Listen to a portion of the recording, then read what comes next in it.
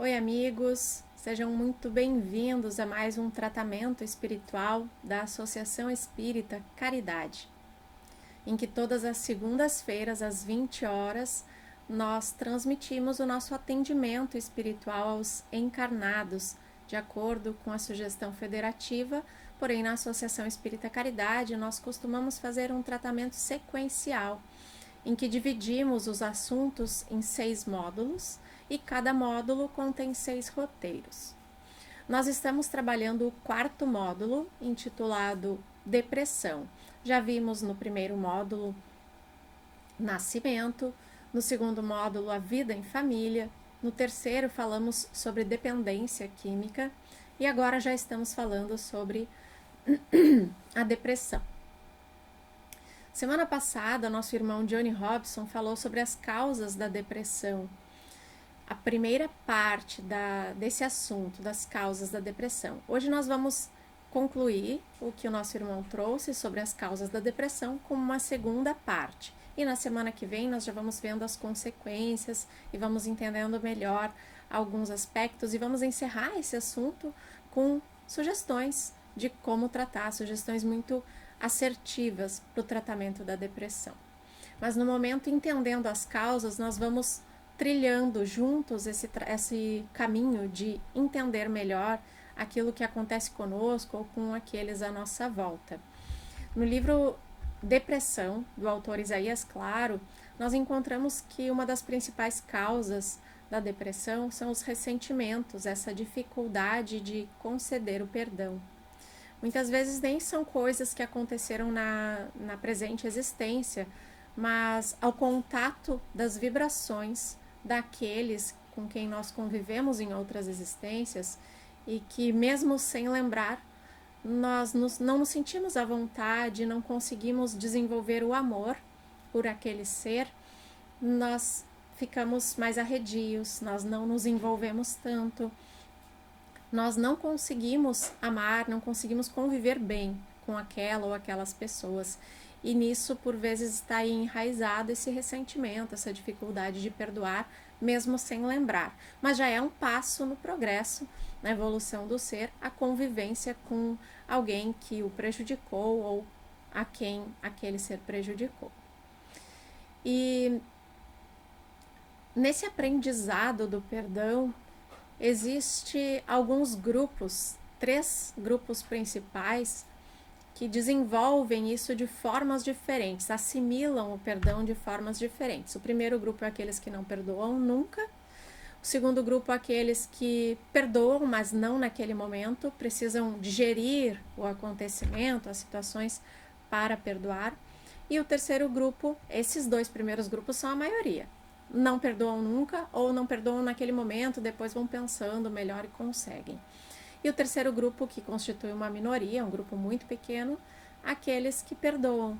E dentro desse grupo tem os que perdoam de imediato, com extrema facilidade, porque não se sentiram ofendidos com nada. Tem aqueles que pensam no ocorrido, não se ofendem, mas ficam pensando, aquilo não foi legal. Mas mesmo assim perdoam, relevam, sabem conviver melhor com aquela situação. Mas então, por que dessa dificuldade de perdoar? O perdão sincero, nos diz o Espírito Emmanuel, que o perdão sincero é filho espontâneo do amor. Portanto, o perdão vai estar na dependência do amor. Quem ainda não ama, como irá perdoar? Essa é a nossa reflexão. Se eu não consigo perdoar, tudo bem, não consigo agora, vou esperar um tempo, mas nesse meio tempo eu vou ir aprendendo a desenvolver o amor, a ver as pessoas à minha volta com outros olhos, trocar as lentes com que eu julgo e passar a ser mais compreensivo, mais empático, percebendo melhor que o outro é um ser como eu, com suas características e peculiaridades, mas é como eu. No Evangelho segundo o Espiritismo, capítulo 11, item 9, ainda falando sobre o desenvolvimento do amor para conseguir atingir o perdão, nós encontramos a seguinte citação: o amor vai estar na dependência do desenvolvimento da moralidade e da inteligência. Porque esses 2 aspectos de evolução não caminham sempre lado a lado. nós geralmente nos desenvolvemos muito mais em inteligência do que em moralidade. Não é porque eu sei que algo deve ser feito desta forma que eu consiga fazer. Então, eu posso ter já atingido intelectualmente o entendimento da forma mais correta de lidar com determinada situação, mas eu não consigo aplicar por falta de uma força moral, de uma capacidade de desenvolvimento da moralidade. E isso nós vamos conseguindo através de exercícios. Vamos falar um pouquinho sobre eles depois. O perfil daquele que é geralmente ressentido é alguém que se permite influenciar pela ignorância ou pela maldade alheia, se revolta contra pessoas e situações que não correspondem às suas expectativas, e é aquela revolta de chateação. Nossa, eu não admito isso, eu não aceito que a pessoa haja dessa forma, isso é inadmissível, não pode ser assim, e não, simplesmente se torna intransigente, não aceita mesmo. Se tortura pela ocorrência infeliz, por exemplo, se alguém me fez determinada coisa, eu fico me torturando com aquilo, eu fico muito chateado, eu não consigo parar de pensar e aquilo se torna uma monoideia, um pensamento recorrente e que me causa mal, porque eu fico pensando e remoendo. Sabe aquela coisa que a gente costuma dizer? A pessoa fica remoendo a situação que acontece. Geralmente fixa o quadro na mente, realimentando aquela mágoa. Então, eu posso fazer as minhas outras tarefas, realizar outras coisas mais elevadas no meu dia a dia, mas eu fico sempre com aquela ideia em mente, pensando coisas, e até tem aquela coisa assim, se eu tivesse a oportunidade de novo de estar com aquela pessoa que eu não quero estar, eu falaria poucas e boas e fica pensando em tudo que falaria para aquela pessoa e acaba realimentando aquela mágoa e fica ressentindo, sentindo de novo o acontecimento infeliz, acrescentando coisas desnecessárias, quando na verdade deveria se eliminar aquelas sensações, aqueles pensamentos relativos ao acontecimento infeliz. E algumas dessas consequências de ficar se ressentindo, realimentando a mágoa, nos traz o autor espiritual. O ressentimento, como força destrutiva, acaba agredindo e ferindo aquele que dele se alimenta. É o exemplo clássico, que é como eu tomar um copo de veneno e querer que o outro morra, se eu tomei. Está dentro de mim, faz parte do meu ser aquele sentimento. Eu estou alimentando o meu corpo espiritual, o meu psiquismo e, consequentemente, refletindo no meu corpo físico, em todos os órgãos do corpo físico, alguns com maior ou menor sensibilidade, eu estou refletindo aquele envenenamento mental, emocional, afetivo, que eu vou alimentando através do ressentimento. O ódio e o rancor escravizam, deprimem, enchem a alma de fel e de sombria suscetibilidade, tornando-a ansiosa e infeliz. Muitas vezes, e aqui não é uma condenação, muito menos um julgamento em relação a quem sofre de depressão, que é sim uma doença, não é frescura, não é, a pessoa não tem o que fazer, vai arrumar um serviço. Não tem nada disso. Isso são preconceitos. Vamos nos despir dos nossos preconceitos para que nós possamos melhor enxergar a dor do outro e, se possível, auxiliar. Mas também não significa que toda pessoa que sofra de depressão seja por esse motivo, porque não perdoa, porque fica ressentindo, realimentando as coisas ruins. Isso não é regra, mas é uma das principais causas, geralmente. Isso está no Evangelho segundo o Espiritismo, capítulo 10, intitulado Bem-aventurados os misericordiosos, aqueles que perdoam. Esse capítulo fala basicamente sobre o perdão. Em relação às leis morais, que, claro, nós falamos sobre desenvolver a moralidade através de exercício, são leis divinas, as leis morais são leis divinas que regem as relações da criatura com Deus, consigo mesma e com seus semelhantes.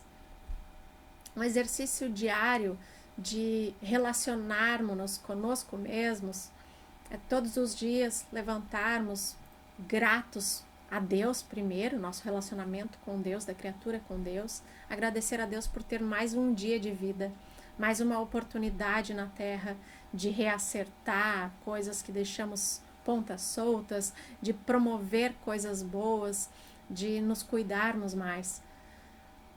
Da relação da criatura consigo mesma. Se olhe no espelho e veja quanta perfeição Deus te presenteou de saúde,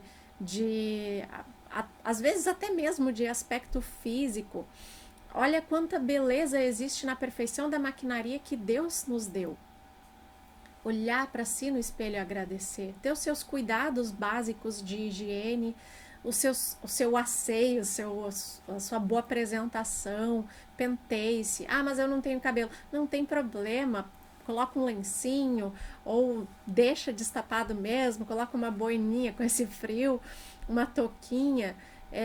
Tenha seus cuidados naturais de higiene. Estamos falando da higiene do corpo físico, mas também existe a higiene mental, que só se consegue através de leituras edificantes, do cultivo de pensamentos positivos, de preces. Essa prece que você fez logo que levantou, agradecendo a Deus por mais um dia de vida, faz parte desse processo de desenvolvimento das virtudes, da moralidade, através da gratidão. É um dos processos que levam a essa higiene mental, esse exercício da gratidão. E as relações da criatura com os seus semelhantes. Vamos ser mais cordiais, conviver mais em paz. Se nos disserem algo que nos desagrada, vamos pensar, vamos relevar. Às vezes a pessoa fala já com o intuito de ferir ou provocar. Pensemos que aquele que fere ou provoca intencionalmente, ele também está ferido e também se sente pressionado, provocado de alguma forma. Pensemos que podemos emanar boas vibrações naquele momento e simplesmente não responder. Ou responder concordando, seja lá qual for o assunto, mas sem ser conivente, claro.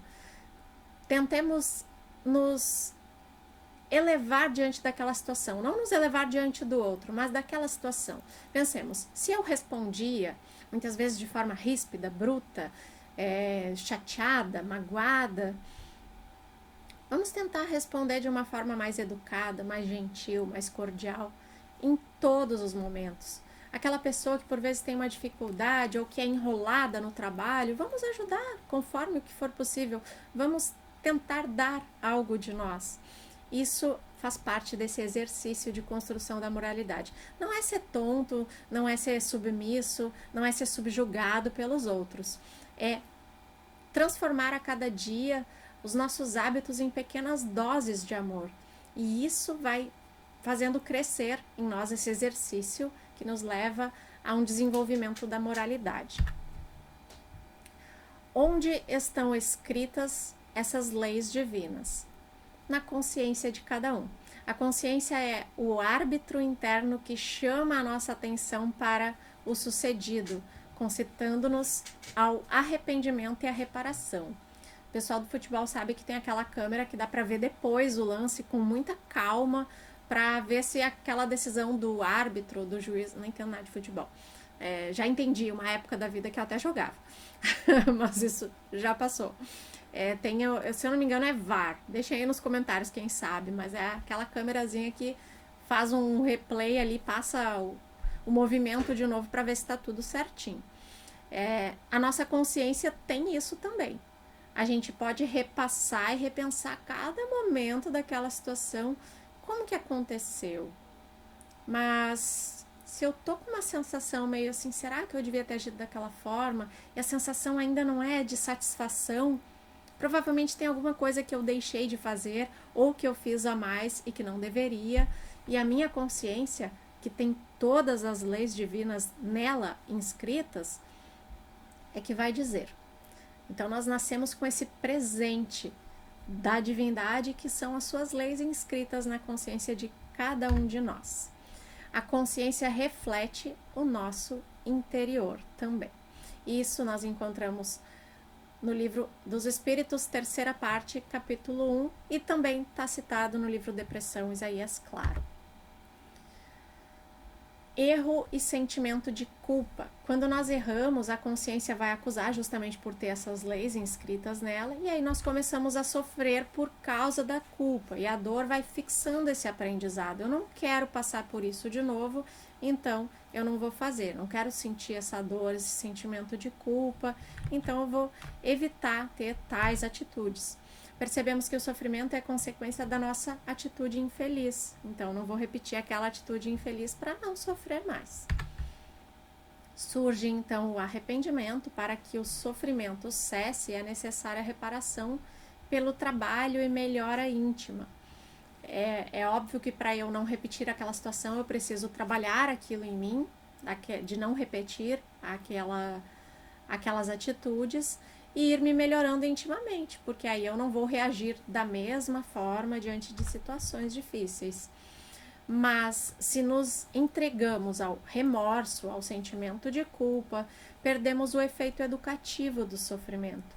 Nós podemos sentir arrependimento e podemos experimentar aquela sensação da culpa, da consciência pesada, mas nos fixarmos no remorso e naquele sentimento de culpa é como uma cristalização. A gente vai ficar parado naqueles sentimentos, naquela dor, e não consegue avançar. Muitos daqueles que sofrem de depressão atualmente é porque se sobrecarregam o próprio sistema com essa sensação de remorso e de culpa. Ficam remoendo aquilo, aquela sensação de que eu não podia ter feito isso, eu sou horrível, e ficam com pensamentos autodestrutivos. E isso também causa depressão. Claro que a depressão é uma série de fatores. Lembrando aqui que ninguém é médico, nenhum dos irmãos que estão trazendo esses apontamentos nesse trabalho sequencial das segundas-feiras, do módulo 4, que é sobre depressão, nenhum de nós é especialista, é médico, é psicólogo, é psiquiatra, é terapeuta, nenhum de nós. Nós somos estudantes da doutrina dos espíritos, nos apoiamos em obras da ciência acadêmica e da ciência espírita para falar sobre esse assunto. É claro que nós entendemos e respeitamos aqueles que pensam diferente, porque todos temos a liberdade de pensar, assim como temos a de consciência e a de expressão. Isso não é um determinismo, você tem que aceitar o que estamos falando aqui. São só caminhos que a doutrina espírita nos aponta para aprendermos a melhor lidar com situações assim. Agravamos os males quando ficamos naquele sentimento de culpa, naquele remorso, agravamos os males e facultamos a instalação da depressão. O que vai nos levar, na maior parte das vezes, a um processo de obsessão. A depressão em si não é um processo obsessivo, é uma doença como qualquer outra, mas nós podemos associar à depressão processos obsessivos, de acordo com o tipo de pensamento que nós vamos nutrindo. Nós costumamos dizer em doutrina espírita, diga-me o que pensas e te direi quem te acompanha. O ditado popular é, diga-me com quem andas que te direi quem és. E aqui é um pouquinho modificado. Conforme o que pensamos, temos entidades espirituais perturbadoras nos assediando constantemente porque se afinizam com aquele tipo de pensamento. A obsessão, a definição genérica da obsessão, nós podemos encontrar no capítulo 28 do Evangelho segundo o Espiritismo, que diz o seguinte: é a ação persistente que um espírito mau exerce sobre uma pessoa. Então, é uma ação persistente. Como acontece, então, a depressão? As vibrações dos nossos pensamentos, sentimentos, aspirações, defeitos, vícios, etc., essas vibrações atraem e permitem a aproximação de espíritos que sintonizam conosco. Isso nós encontramos no livro do Isaías Claro, Depressão. Mas então, como que acontece isso? A sintonia se baseia na semelhança de sintonia moral. Semelhança, não precisa ser igual. Não quer dizer que porque eu estou afinizado, sendo assediado por um espírito mal, inferior, não quer dizer que eu seja igual a ele. mas há uma semelhança dessa sintonia moral por alguns pensamentos que eu vou nutrindo e muitas vezes cultivando, pensamentos negativos. Portanto, podemos ser influenciados e nossa conduta pode ser modificada pelas sugestões de espíritos bons ou maus. Então, se esse contato, essa influenciação acontece pela semelhança da sintonia moral, vamos buscar elevar os nossos pensamentos, pensar mais em coisas positivas do que em coisas negativas, para que a gente se sinta melhor e atraia para o nosso lado companhias de espíritos bons, de amigos benfeitores, espíritos superiores a nós, porque iguais a nós e inferiores geralmente tem uma quantidade muito grande. Vamos tentar diminuir o espaço mental, psíquico, para que essas entidades perturbadoras se aproximem. Existe a autoobsessão, que é quando o ser encarnado ou desencarnado estaciona na fixação mental inferior. Aqueles pensamentos destrutivos, punitivos, autopunitivos, de que nós não somos capazes, de que nós não conseguimos realizar tais coisas, ou aqueles pensamentos relacionados a doenças, que nós acreditamos que tem alguma coisa ruim, vivemos de médico em médico e nunca temos nada, mas a gente está procurando. E fica nutrindo aqueles sentimentos ruins, aquela vibração ruim, que se torna até uma autoobsessão. Em relação às questões familiares também, nós fixamos a nossa mente em situações ruins e vamos alimentando aquelas situações, e aquela fixação vai provocando uma obsessão sobre nós mesmos, tanto na condição de encarnados, no corpo físico, como quando chegamos na pátria espiritual. Muitos espíritos chegam num processo de autoobsessão porque percebem as falhas que naturalmente nós cometemos durante a encarnação e não conseguem se perdoar por isso, e vão fixando aquela ideia de que são maus, de que são espíritos fracassados, ruins. E nós também podemos entrar nessa vibração enquanto encarnados. Às vezes o gatilho é a perda de um emprego, por exemplo. Eu fui demitido, nossa, em 20 anos de profissão nunca fui demitido. E não foi por contenção de despesas, foi por alguma falha. Acharam que eu não estava rendendo o que deveria, e eu sempre fui um ótimo profissional. E aí acabamos vendo pequenas falhas nossas e vamos superdimensionando aquelas falhas, e chega num ponto que de ótimo profissional nós nos consideramos pessoas extremamente improdutivas e incapazes, o que de fato não é, porque de incapaz não existe ninguém. Todos têm algo que conseguem produzir de bom para si e para o próximo. A obsessão pode ser intencional ou ativa. O que isso quer dizer? O espírito observa, aguardando o momento favorável para fazer o mal, para dar aquelas sugestões mentais a quem ele está influenciando, obsidiando. Esse é um dos casos. Pode ser também inconsciente ou passiva, porque quando não tem uma intenção, o espírito desencarnado, no caso vamos pegar esse exemplo, que está obsidiando um espírito encarnado, se aproxima por uma sintonia vibratória semelhante, ele não tem intenção de fazer o mal, muitas vezes é um espírito sofredor, e ele busca uma companhia com a qual se sente confortado e afinizado, e fica ao nosso lado sem a intenção de fazer o mal, mas somente pela sua vibração de espírito em perturbação, sofrendo e com dificuldades, muitas vezes transmite para o nosso corpo físico as sensações que ele está tendo de cansaço, de dor, e aí às vezes a gente vai em um médico, vai em outro e não consegue encontrar a causa daquela dor, daquele desconforto. E muitas vezes também mental, psicológico, o sofrimento mental e psicológico que aquele espírito sente, transfere para nós pela companhia, e ele se sente aliviado, e não que tenha intenção. Então, essa obsessão pode ser, como nós vimos antes, intencional, também considerada, também chamada de ativa, ou inconsciente, também chamada de passiva. Em relação aos efeitos da obsessão, a pessoa não consegue ficar alegre, a vontade enfraquece. Muita gente diz, tem que ter força de vontade, mas nesses casos nós estamos falando dos efeitos da obsessão no caso de quem tem depressão, tá? De quem está com depressão.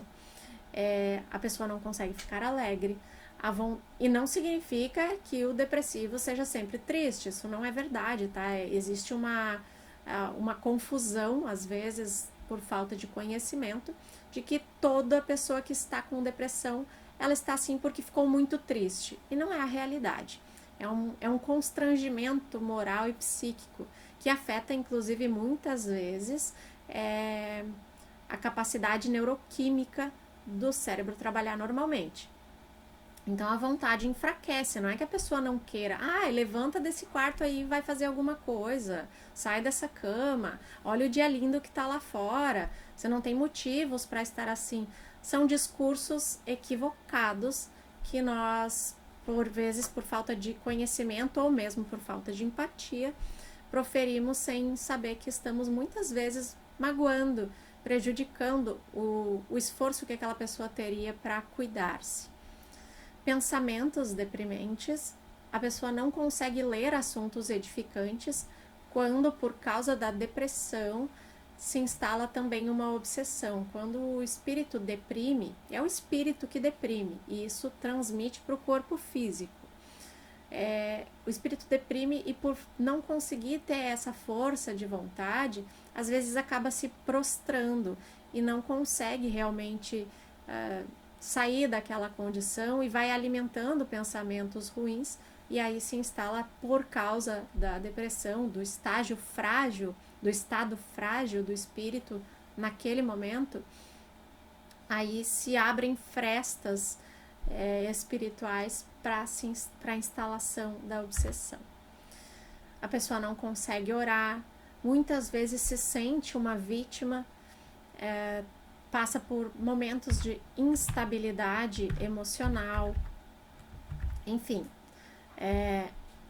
Outras causas que nós podemos encontrar da depressão podem ser psicossociais, em que se influencia e se é influenciado, psicoafetivas em relação às frustrações na vida doméstica, sobrecarga de problemas ou até mesmo doenças, enfermidades, socioeconômicas, desemprego, privação do necessário, enfermidades, doenças graves, amputações.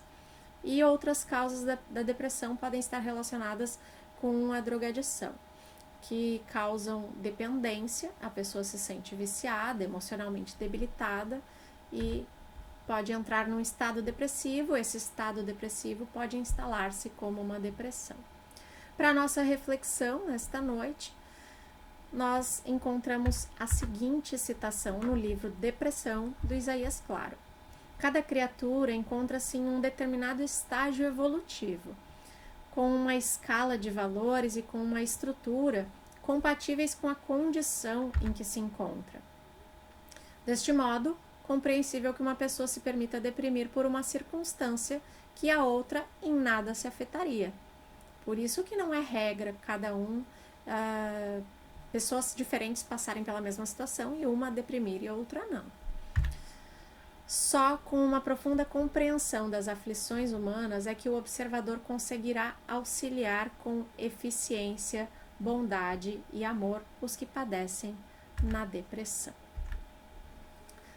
Que fique para nossa reflexão que a depressão é uma doença grave, séria e que precisa de tratamento, muitas vezes de acompanhamento profissional, de um terapeuta, de um psicólogo, de um analista.